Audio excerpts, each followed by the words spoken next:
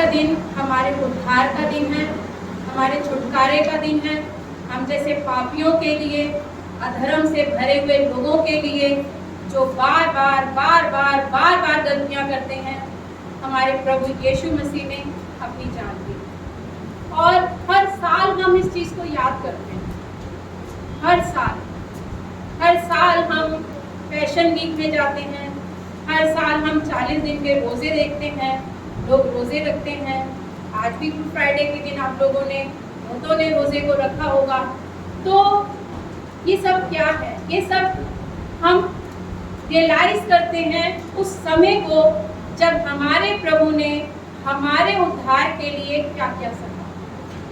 हम सभी ने अभी, हमारे बहन भाइयों ने इस बात को बताया कि हमारे प्रभु यीशु मसीह ने कितना दुख उठाया, कितनी पीड़ा उसने सही, है ना। हम सभी जानते हैं, हर साल हम सुनते हैं, कोड़े मारे गए, फूंका गया, हड्डों में उसका मजाक उड़ाया गया, उसके भाला घोंपा गया, कीलें ठोकी गई, जितना हो सका। इवन आप देखिए कि सिर्फ उसके शरीर पर एक वस्त्र था जब वो क्रूस पर चढ़ा हुआ था। अपमान, हम में से कोई सोच भी नहीं सकता कि हम एक वस्त्र पहन के बाहर खड़े हो जाएं। लेकिन परमेश्वर का बेटा, उसने हमारे लिए ये सब सह लिया। किस लिए सह लिया? कि हम उद्धार पाएं। उद्धार पाना क्रिश्चियनिटी में बहुत इजी है, क्योंकि उद्धार पाने के लिए सिर्फ हमें क्या करना होता है? सिर्फ हमें अपने प्रभु यीशु मसीह पर विश्वास करना होता है कि उसने मेरे लिए अपनी जान दी, वो मेरे लिए गाड़ा गया और मेरे लिए वो तीसरे दिन मृतकों में से जी उठा।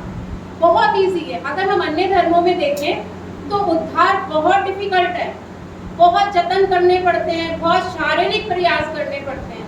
लेकिन क्रिश्चियनिटी जो है, मसीहियत जो है, वो शरीर के कामों के लिए नहीं है, क्योंकि परमेश्वर जो है वो आत्मा है और उसने अपना श्वास हमारे अंदर फूंका है। तो आत्मा से मेल, लेकिन शरीर तो यही रह जाएगा, सड़ जाएगा, लेकिन आत्मा और आत्मा का मेल है। तो यही मेल कराने के लिए उद्धार का मतलब क्या है? हम जो अपने पापों के कारण, अपने अधर्म के कारण अपने परमेश्वर से दूर हो गए थे, क्योंकि हमारा परमेश्वर जो है वो पवित्र परमेश्वर है और पवित्रता का अपवित्रता से कोई मेल नहीं है।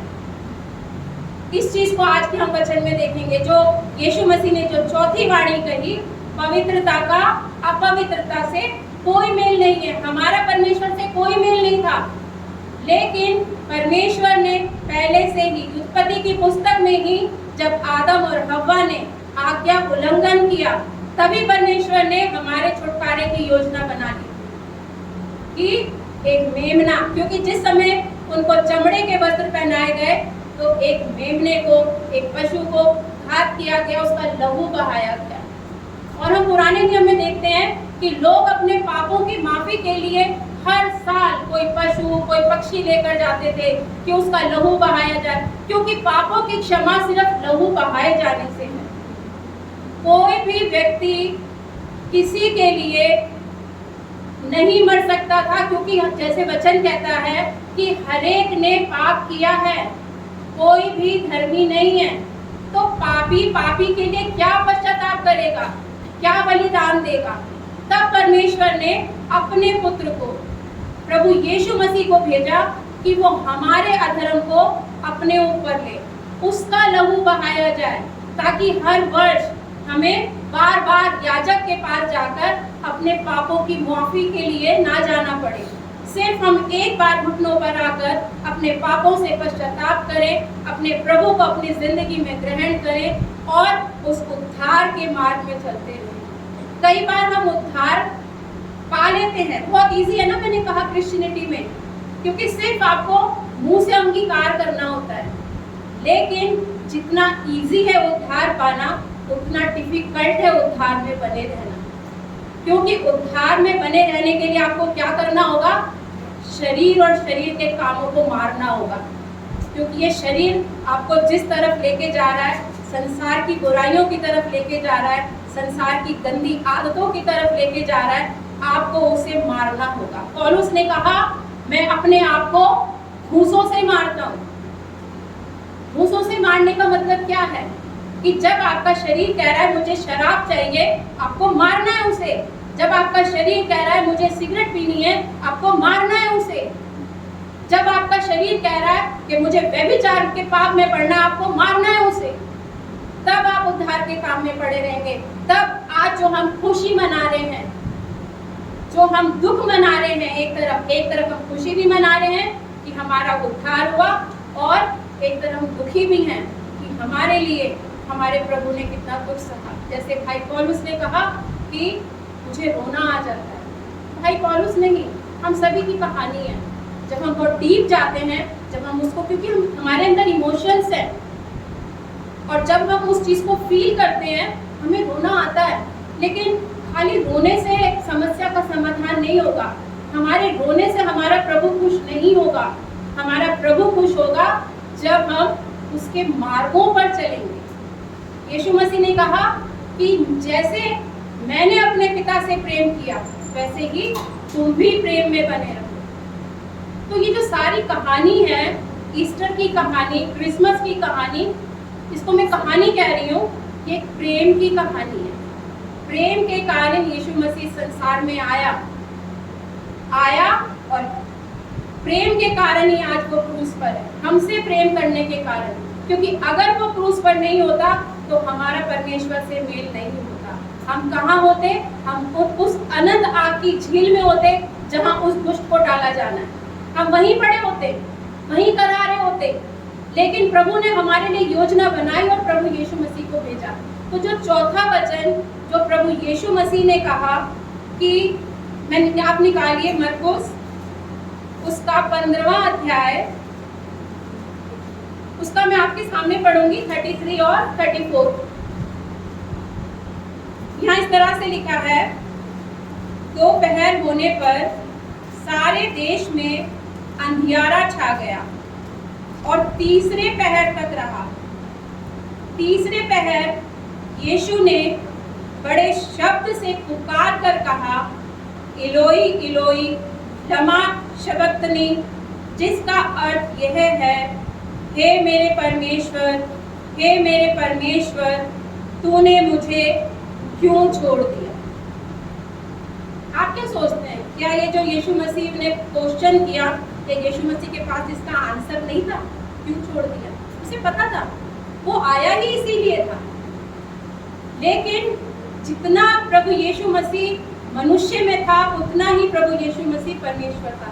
100% गॉड एंड 100% ह्यूमन बीइंग। उस समय उसने मनुष्य में होकर, जो उसके अंदर एक ह्यूमैनिटी थी, जो मनुष्यता उसके अंदर थी, उस इमोशंस में उसने कहा कि हे मेरे परमेश्वर, हे मेरे परमेश्वर, तूने मुझे क्यों छोड़ दिया। हमने अभी देखा कि यीशु मसीह ने, जो पहले के हमने कल में देखे, यीशु मसीह अपने परमेश्वर को क्या कह के संबोधित कर रहा है, बताइए? पिता। एक संबंध है, लेकिन संबंध अब टूट गया। अब पिता का और पुत्र का संबंध टूट गया है, इसलिए यीशु मसीह अब क्या बोल रहा है? हे मेरे परमेश्वर, हे मेरे परमेश्वर। क्योंकि अब वो पिता और पुत्र का संबंध टूट चुका है। क्योंकि अब परमेश्वर यीशु मसीह को जब देख रहा है तो वो पापों से लदा हुआ देख रहा है। क्रोध, बैर, दाग, झगड़ा, विधर्म, गंदी गंदी बीमारियां, सब चीजों से वो कवर है इस समय। हमारी जो भी गंदगी है वो उस समय यीशु मसीह उस सब से ढका हुआ है। इसी कारण ये परमेश्वर जब उसको देख रहा है तो अपने पुत्र के रूप में नहीं, बल्कि पाप के बलिदान के रूप में देख रहा है। और उस समय क्या हुआ जब यीशु मसीह ने कहा कि मुझे क्यों छोड़ दिया। अगर हम देखें भजन संहिता, आप निकालिए मत क्योंकि टाइम बहुत कम है। भजन संहिता 22 उसके फर्स्ट वर्स में दाऊद ने इस बात को बोला है कि हे मेरे परमेश्वर, हे मेरे परमेश्वर, तूने मुझे क्यों छोड़ दिया। वो बात, वो कथन यीशु मसीह जो है उस चीज को यहाँ रिपीट कर रहे हैं। जो दाऊद ने उस समय अनुभव किया, जो प्रोफेसी उसके मुंह से यीशु मसीह के लिए निकली, जो बाद में यीशु मसीह को कहना था, वो चीज यीशु मसीह यहाँ दोहरा रहे हैं। मैं सोचती हूँ कि जब एक संबंध टूटता है बहुत दर्द होता है, चाहे वो संबंध माँ बेटे का हो, चाहे वो संबंध पति पत्नी का हो, चाहे वो संबंध भाई बहन का हो, कोई भी संबंध बहुत दर्द होता है, बहुत पीड़ा होती है। शारीरिक पीड़ा तो हो ही रही थी यीशु मसीह को, लेकिन इंटरनली, आत्मिक, मेंटली, कि मेरा पिता जो है वो मुझसे अलग हो गया, मैं अपने पिता से अलग हो गया हूँ। जो हमेशा अपने पिता के टच में रहा, जिसको जब भी समय मिलता था प्रार्थना के लिए निकल जाता था, जिसने हमेशा दूसरों के साथ भलाइयाँ की, जो हमेशा उन लोगों के संग रहा जो चुंगी लेने वाले थे, जो गलत बुराइयों में फंसे हुए थे, जिसके कारण फरीसी बोलते भी थे कि ये तो पापियों का दोस्त है, जिसने हमेशा अच्छाइयाँ की, लेकिन आज वो उन सब अच्छाइयों का फल उसे क्या मिल रहा है कि वो बलिदान हो रहा है, वो क्रूस पर है, सारे हमारे अधर्म का बोझ उस पर डाल दिया गया है। अगर आप यशाया 59 उसका फर्स्ट और सेकंड वर्स देखें, किसी को भी मिलता है तो पढ़ दीजिए। यशाया मैं पढ़ रही हूँ, सुनो सुनो। जैसे मैंने एक बार आपको वचन दिया था, सुनना बहुत जरूरी है। कई बार हम बैठे होते हैं लेकिन सुनते नहीं हैं, ध्यान भटक रहे होते हैं, कुछ ना कुछ चल रहा होता है दिमागों में। जब बैठे हैं परमेश्वर की प्रेजेंस में तो सुनना है। और वचन जो स्टार्ट हो रहा है, कैसे स्टार्ट हो रहा है? सुनो। अगर कहीं भटक रहे हो तो वापिस आ जाओ, सुनो सुनो। यहोवा का हाथ ऐसा छोटा नहीं हो गया कि उद्धार ना कर सके, ना वो ऐसा बहरा हो गया है कि सुन ना सके, परंतु तुम्हारे अधर्म के कामों ने, ध्यान से सुनिएगा प्लीज, क्यों नहीं सुन रहा तुम्हारी? कई बार तो आप बोलते हो परमेश्वर कितना समय हो गया प्रार्थना करते हुए, कितना समय हो गया मैं आपसे मांग रहा हूँ, है ना। कई बार परमेश्वर की प्लानिंग होती है कि वो हमें नहीं देता, हो सकता है वो चीज़ हमारे फायदे की ना हो, लेकिन अगर वो चीज़ हमारे लिए फायदे की और उसके बाद हमें नहीं मिल रही है, वो चीज़ मैं आपको बता रही हूँ वो क्यों नहीं सुन रहा है। तो वो यहाँ पर लिखा है, तुम्हारे अधर्म के कामों ने तुमको तुम्हारे परमेश्वर से अलग कर दिया। किसने आपको परमेश्वर से अलग कर दिया? तुम्हारे अधर्म के कामों ने।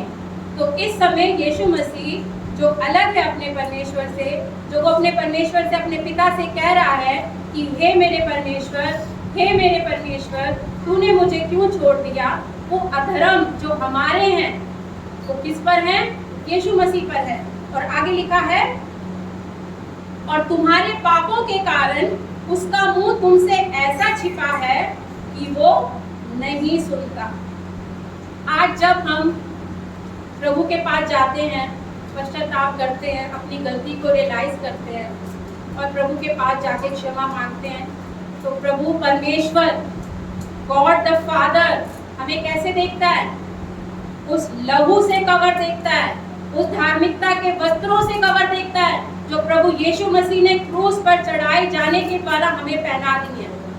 प्रभु परमेश्वर हमें फिर गंदा नहीं देखता, पापों से भरा हुआ नहीं देखता, अधर्म से भरा हुआ नहीं देखता, वो हमें धार्मिकता के वस्त्रों से सजा हुआ देखता है जब हम पश्चाताप करते हैं। लेकिन हम अपने परमेश्वर को मूर्ख नहीं बना सकते। कई बार हम पश्चाताप करते हैं, माफी मांगते हैं, लेकिन उसके बाद क्या होता है? सुअर, जैसे सुअर को देखा है आपने, आप उसको कितना भी नहला लो, कितना भी इत्र लगा दो, लेकिन वो क्या करेगा? दोबारा कीचड़ में, गंदगी में जाके लौटेगा। उसको बड़ा मजा आता है गंदगी में। तो हमें सुअर नहीं बनना है कि हमने पश्चाताप कर लिया, हमने रियलाइज कर लिया कि मेरे प्रभु यीशु मसीह ने मेरे कारण कांटों का मुकुट गड़ा कर रखा गया। आपके एक कांटा भी चुभ जाएगा ना तो आप बहुत देर तक ऐसे करते रहेंगे, लेकिन प्रभु यीशु मसीह के सर पर कांटों को गड़ा कर रखा गया, लहू बह रहा था, थूका गया उसके मुंह पर। आपको कोई बदतमीजी से एक शब्द बोल देंगे ना कि आपको जय मसीह की भी नहीं करेगा, आप नाराज हो जाएंगे, इसने तो मुझे जय मसीह की भी नहीं किया। लेकिन वो प्रभु यीशु मसीह वो क्या है, जैसे भेड़ जो है वो ऊन कतरने के समय चुप रहती है, वैसे ही वो क्या था, चुप था। और उल्टा वो क्या कह रहा था, इन्हें क्षमा कर, इन्हें क्षमा कर, क्योंकि ये नहीं जानते कि क्या करते हैं। तो हमारा जो अधर्म है, हमारा जो यीशु मसीह ने अधर्म उठा लिया, आज अगर मैं एक वो कहते हैं ना स्पष्ट शब्दों में बोलूंगी, अगर हमें जरा सी भी शर्म है तो हमें क्या करना है, हमें अपने अपने गिरेबान को देखना है, अपने आप को झांकना है। दूसरे को मत देखिए कि दूसरा क्या कर रहा है। हमारी जिंदगी ना दूसरों को देखने में बीत जाती है, दूसरों के परिवारों में ताक झांक करते रहते हैं, दूसरों के जीवन को देखते रहते हैं। लेकिन आज हमें अपने आप को देखना है कि मेरे प्रभु ने मेरे लिए अपनी जान दी, क्या मेरा जीवन उसको पसंद आ रहा है, क्या मेरा जीवन उसको ग्रहण योग्य है, क्या मेरी बातें उसको ग्रहण योग्य है। आज वो ऐसा नहीं है, आज वो दीनहीन अवस्था में नहीं है। आज मैं बताती हूँ उसकी क्या अवस्था है। अपने कार्य प्रकाशित वाक्य उसका पहला बाब उसके 12 से पढ़ूंगी मैं। यहाँ पर यूहन्ना है, यूहन्ना जो यीशु मसीह का चेला है, वो बोल रहा है, तब मैंने उसे जो मुझसे बोल रहा था, यानी यीशु मसीह जो है वो यूहन्ना से बात कर रहा है। पतमुस के टापू पर यीशु मसीह ने अपने चेले यूहन्ना को दर्शन दिया, जिलाए जाने के बाद, मृतकों में से जिलाए जाने के बाद, स्वर्ग पर उठाए जाने के बाद। अब आप देखिए यीशु मसीह का क्या रूप है। मैं आपको एक बात कहना चाहूँगी, हम लोग सब बर्थडे सेलिब्रेट करते हैं, है ना। तो जब हम बर्थडे सेलिब्रेट करते हैं, 70 साल के लोग भी बर्थडे सेलिब्रेट करते हैं, 50 साल के भी करते हैं, 40 साल के भी, 20 साल के भी, एवरी एज, मतलब कि किसी हर उम्र का इंसान जो अपने बर्थडे को सेलिब्रेट करता है। तो क्या जब आप बर्थडे सेलिब्रेट करते हैं तो क्या आप पालने में लेटते हैं, क्या आप दूध की बोतल मुंह में लगा के लेटते हैं? वो चीज़ें चली गई, वो खत्म हो गया।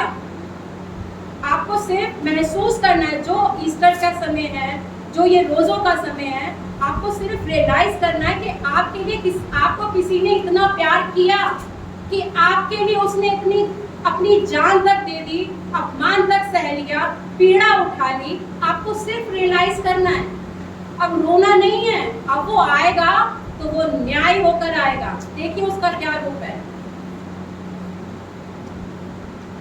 तब वो कह रहा है, यूहन्ना कह रहा है, जो मुझसे बोल रहा था, देखने के लिए अपना मुंह फेरा और पीछे घूमकर मैंने सोने की 7 दीवटें देखी और उन दीवटों के बीच में मनुष्य के पुत्र सदृश एक पुरुष को देखा, यानी हमारा प्रभु यीशु मसीह। आप देखिए उसका क्या रूप है, जो पांव तक का वस्त्र पहने। क्रूस पर उसका क्या रूप है, उसके शरीर पर वस्त्र नहीं है, उसके वस्त्रों को भी पाट लिया गया।